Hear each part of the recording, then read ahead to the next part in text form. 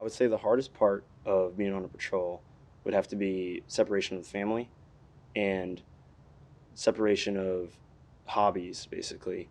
Um, for my family, for me personally, it is hard for me to say goodbye to my son and my wife, my mom, and everyone that I'm really close to. At the same time, it's also hard to say goodbye to the things I like doing. I personally like skating.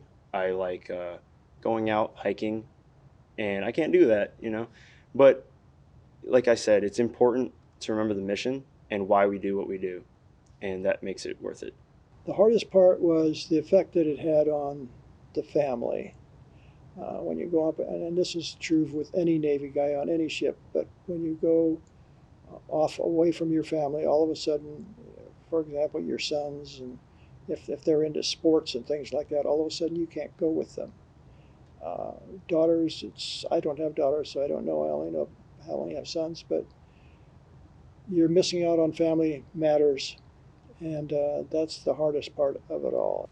The hardest part about being on a submarine is definitely being away from your family for extended period of time and being out of contact with them. You're always worried about what you're missing. And when I am here in port, I feel like I'm always on a timer. Time's always ticking down till the next time we have to leave. Um, to get around that, I've always told my family how important our job is, and now that my daughter is a little older, she understands how important it is. But it's always hard. I think the hardest part about being making patrols was leaving your family. I think that's probably the hardest part of any aspect of the military when you've got to go somewhere and you've got to go by yourself. If you're single, it doesn't really matter. But when you've got a family, it makes a big deal of difference. The communication systems we had back then, unlike today, we got family grams. My wife got five 20-word family grams, and my name and her name were two of the 20 words.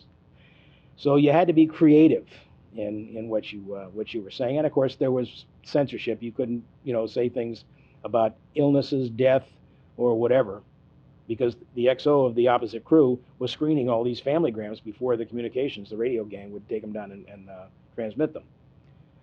But I think that would probably be the worst part about the deployment, is leaving family. Once you got out there and started doing your job, things just fell into place, and you didn't dwell on it. You just looked forward to the time when the blue crew took over and you were flying back home again.